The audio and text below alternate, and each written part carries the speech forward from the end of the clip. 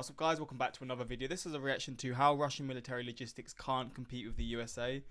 Like I said in my previous video, I don't know if you watched the previous one or not, but my PC recently just imploded. It was actually yesterday, suddenly out of nowhere. So I've managed to sort of make a somewhat decent setup with my laptop, and same camera, same microphone, but it's a bit messed up because it's not set up how I'd want it to be set up. So if there's issues, I apologize. If it doesn't look as clean as usual, I do apologize. But yeah, I mean, I've not had any time to plan what to react to, so I've quickly just gone on YouTube to see what I feel like people would be interested in. I've been doing a lot more like military-based reactions, and people seem to enjoy them. So yeah, I'm going to continue doing them. But if you want different types of reactions, let me know what you want to see in the comments. And like I said before, there's going to be some hit or miss reactions, and also it's going to be a bit scuffed because I don't know how often I can post because I'm having a lot of issues with this setup, but I've still got the ability to post, so that's the best possible outcome. So yeah, for the meantime, we're going to be set up like this, and then when my PC gets set up and fixed, hopefully I can bring back the consistent reactions are there, because I'm really enjoying YouTube at the moment, hence why I spent a good 7 hours trying to set this up. So yeah, fingers crossed it comes out alright. But yeah, links are in the description to my Patreon if you want to see some more of my reactions, because obviously I'm not going to be as active on here. I don't think I may be as active as I have been, because like I said, I'm enjoying it, and maybe it will start working more, but it's really hard on this laptop to do all this stuff because it's just bugging out. But yeah, we're going to jump into this reaction and see how the Russian military would compare. This video was made using insights from vidIQ. Stick around after the video to find out how we used vidIQ as our secret YouTube weapon while making it.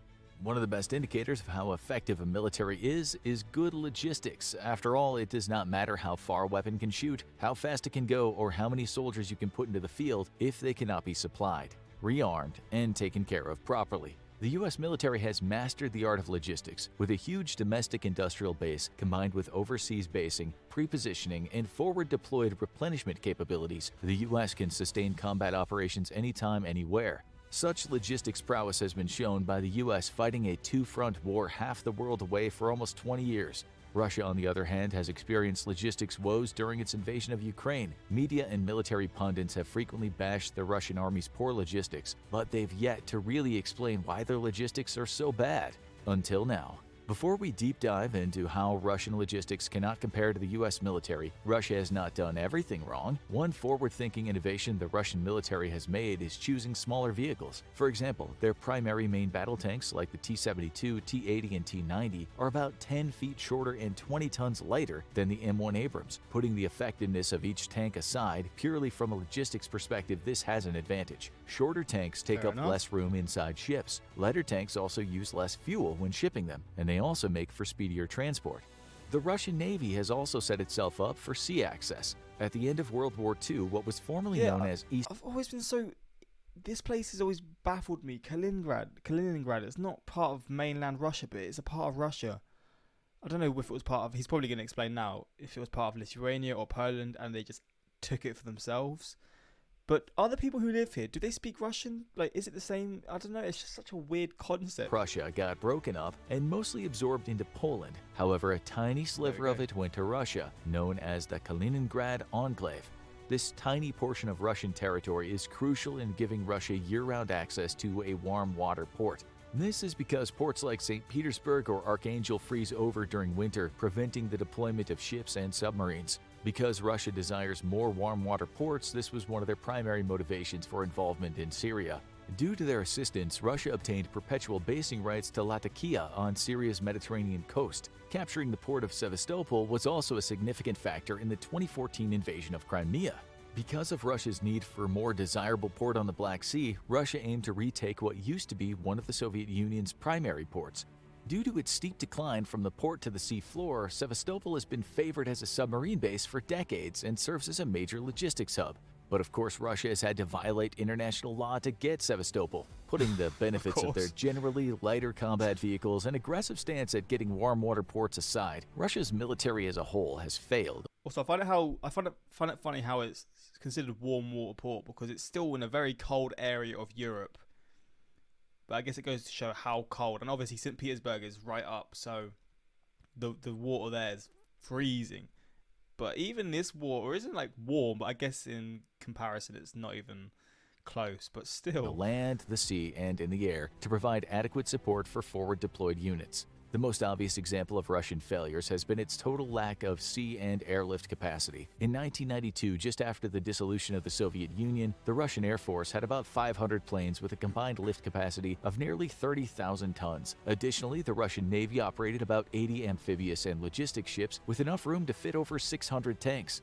With fewer than 20 ships and around 100 airplanes left, Russia's forward-deployed combat capacity is just shy of 6,000 tons of gear and about 200 tanks. Such a dramatic decrease in lift capacity severely limits combat operations beyond its borders. Another crucial factor that limits lift capacity is the lack of support for ships and aircraft outside Russian borders. During the Russian campaign in Syria, it was a known deficiency that Russian warships could not resupply their troops in theater. Unlike the US Navy, the Russian Navy does not practice nor even have the capability of regular underway replenishment.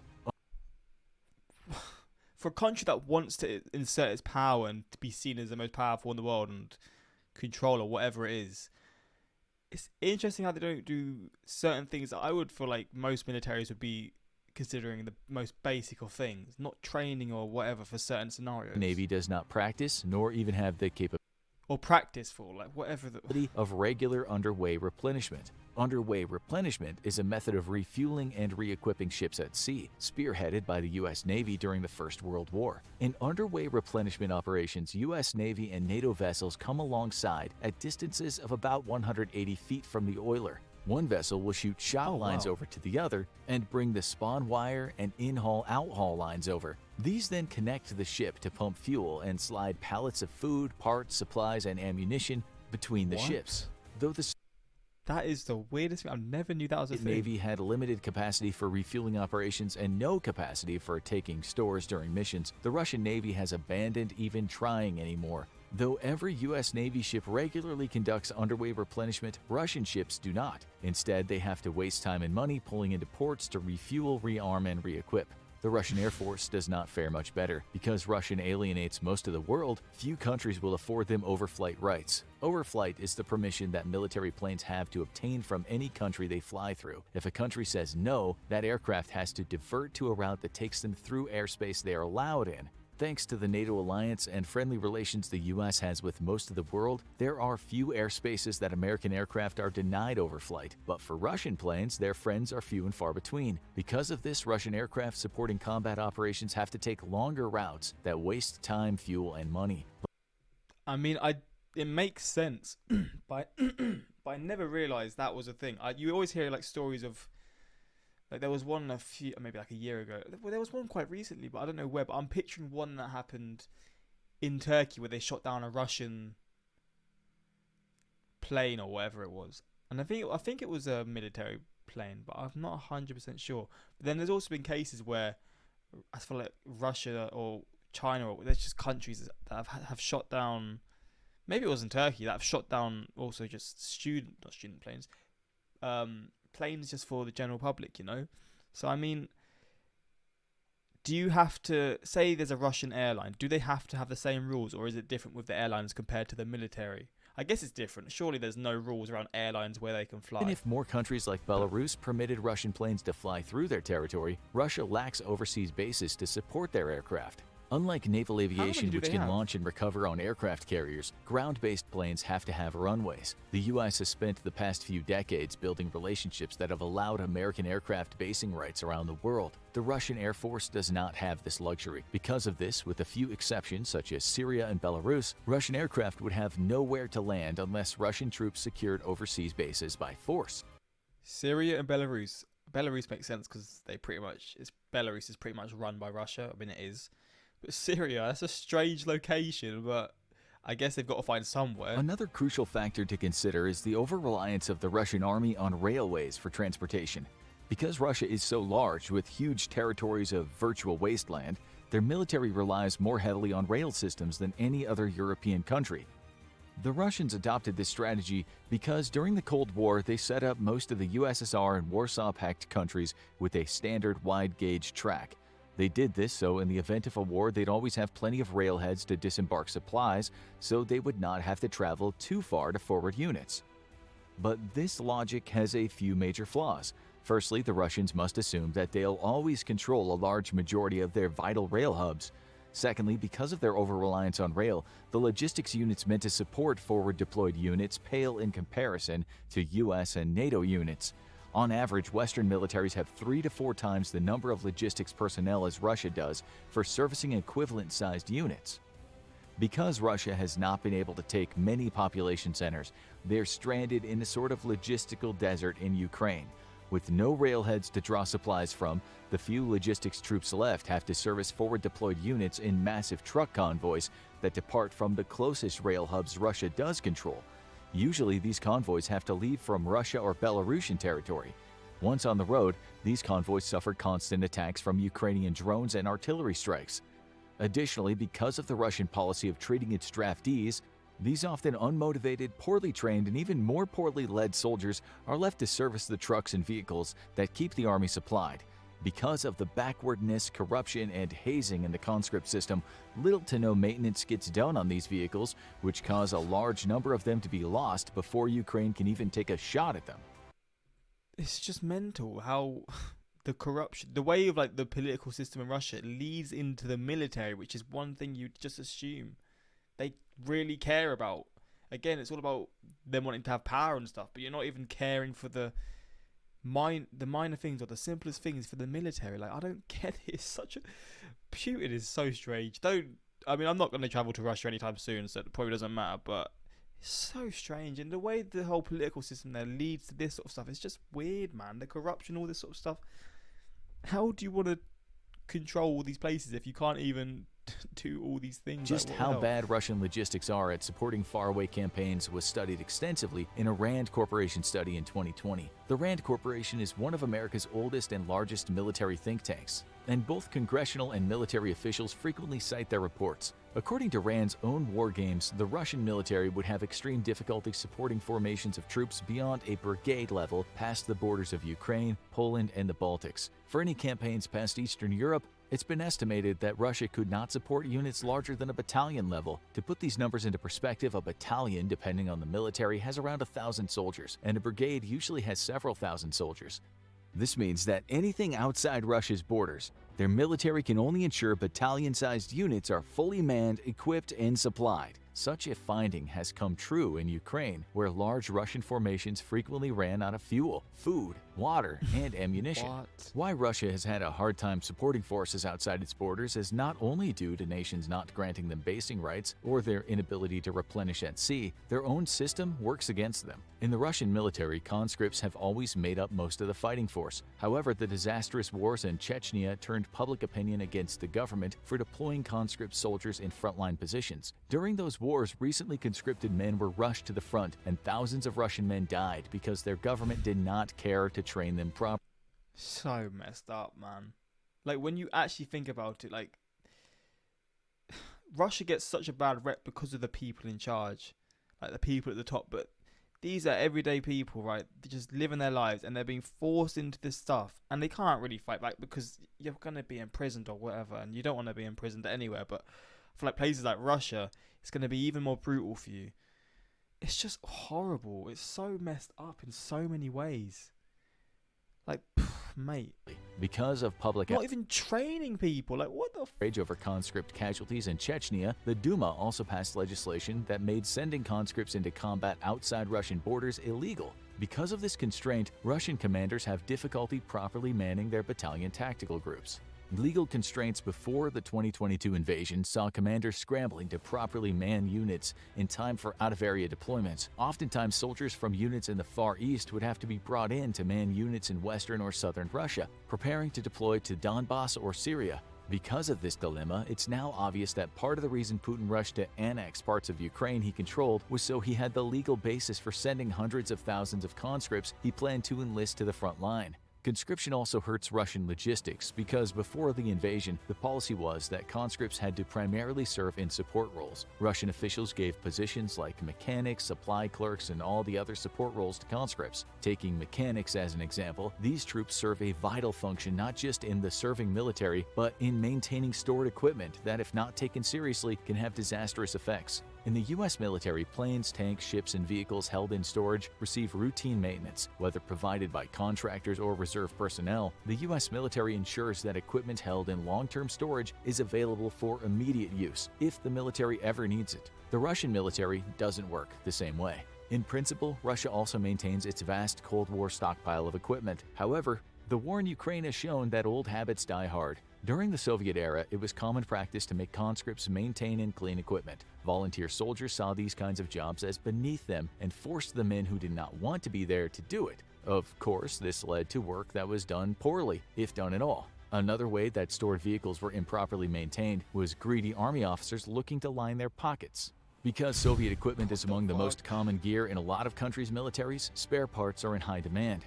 Enterprising Soviet officers used to sell parts and pieces from vehicles to make extra money. After the dissolution of the Soviet Union, the Russian military did its best to stamp out these practices. During the major Russian army overhaul in the early 2000s, it was reported to Putin that the military had stopped these practices, but it's clear now they had continued. After Russia started taking heavy losses in tanks and armored vehicles, tons of Cold War equipment was dusted off and brought into the fight. Only there was just one. Like, what do they expect? Come on, you're not going to get anywhere with these things that were created 30, 40 years ago. What do you expect to be able to compete with this sort of stuff? You're just literally just giving people, you're putting people into battle and you're giving them a death sentence. That's what he's doing. It's so flipping wrong. Oh my God. I saw these rumours about him being ill, and I don't wish anything bad upon anyone, but if there was someone that I would wish something upon, it would probably be P-Dog, you know? P-Doggy Dog. If there's something was happening to him, I wouldn't complain too much, but I don't know if it was just those fake, you know, you always see these rumours and stuff, but God damn, he's just literally sending these people to die. It's so messed up. A lot of it did not work. Broken equipment and tanks so gutted from the part theft as to be left inoperable have been so prevalent that some reserve tank units reported 90% of their inventories as write-offs. Russian part woes also extend to the crushing sanctions their country has faced since the invasion. Even though Russia boasts a robust arms industry, they relied on abundant imports from Western countries for advanced parts. Everything from microchip processors to advanced optics had to be outsourced to foreign countries. Even though Western countries often import parts too, unlike Russia, it's highly unlikely U.S. supply chains will be interrupted. Even if Russian industry could support its arms needs, the government does not have the money. This is because Russian officials have poured what few defense dollars they have left over into developing wonder weapon type projects like super quiet submarines and hypersonic missiles. Ordinary equipment like gun sights, fire control computers, and communications equipment get left. Why has the quality just died? God, my internet is so bad. I'm in the mud right now using this laptop. It's bugging out. I'm getting so anxious, man. Left out. The budget constraints even affect the lives of ordinary soldiers to the degree that it hurts combat effectiveness. A hodgepodge of videos coming out of Russia shows that the military does not have the money for even basic things like uniforms, bulletproof vests, and first aid kits. Often, enlistment officers tell men to purchase their own gear if they want to survive. Additionally, the soldiers' families are not taken care of. Conscripted men. That can't be true. No way is that true. They're forcing them into this, and then they're telling them to buy all the stuff. What the it's just mental. It's mental. Are taken off the street and put on the front lines within weeks or days of their induction. These men leave behind jobs and families that need support. Russian military leadership has said they do not have the money to care for soldiers and their families. Putin directed local governments to work out whatever payments they could afford. In some Russian districts, men are given a sheep, and others get several kilograms of fish or some cabbage as payment for their service. Even when they're deployed, soldiers are You know what, I'm not going to laugh because that'll be a lot for some people, but if that's what you're getting for this, then flip it. They're not being paid a salary, and they should just do their job. It is this fundamental difference in how the Russian military pays its soldiers and cares for their families that truly makes the U.S. better than Russia. No matter what, U.S. service members get paid twice a month and get a housing allowance if married or above a certain rank. And not just the US, there's so many countries that will give people who are fighting for their country so many benefits, because I mean, if you're willing to do that, you're gonna get benefits. I don't know if it's like that in the UK. Maybe not as many benefits as this, but I feel like most places in the world that are obviously high income countries will do that. And Russia is a rich country that chooses to spend it on whatever, but they have the possibilities to do this, but they just end up doing all this madness, and all the corruption leads to the money going in the wrong places. You're paying them with sheep and cabbage or whatever. Like, I don't know how true that is. I'm going to take that with a pinch of salt, because I don't think Russia's really paying people in the military with sheep and cabbage. But still, it's just, I'm sure they are still not giving them anywhere near the amount of benefits that they should be getting for fighting what they're doing in Ukraine. Like, yeah, they're literally putting their lives on the line for something that shouldn't be. They shouldn't be putting their lives on the line for anything, you know. Like, these are situations that don't even need to happen, and yet you're paying them with this. Like, god damn. Free healthcare for themselves and their families, and a ton of other benefits like money for tuition. The Russian government simply does not have the money or desire to ensure their own troops are properly fed, clothed, and paid. To just show how little Putin cares for his troops, Russia has stopped listing soldiers as killed, but instead as missing in action. This distinction prevents families of Russian service members that the government knows are dead from receiving their life insurance benefits. Ever wondered how we decide what to make? God, flipping hell. Is that true? Nah, these poor people, man. Oh, it pisses me off. It's interesting to ponder how different the Russian army may look in 20 years or so if they really commit to reorganizing and fixing the deficiencies exposed by this disaster of special military operation. The war has absolutely destroyed any notion that Russia could go toe-to-toe with NATO. I mean, yeah, I don't think Russia is really the big worry for NATO now. I think it's probably moving to China, but my throat is fucked. But yeah. It's crazy, man. Imagine living next door and being outdone in logistics by a place across the world. Madness. But yeah, hopefully you enjoyed this reaction. Hopefully it's interesting. Hopefully this reaction was interesting. And if you want more reactions like this, let me know in the comments. I'll be sure to do so. And yeah, until next time. Peace.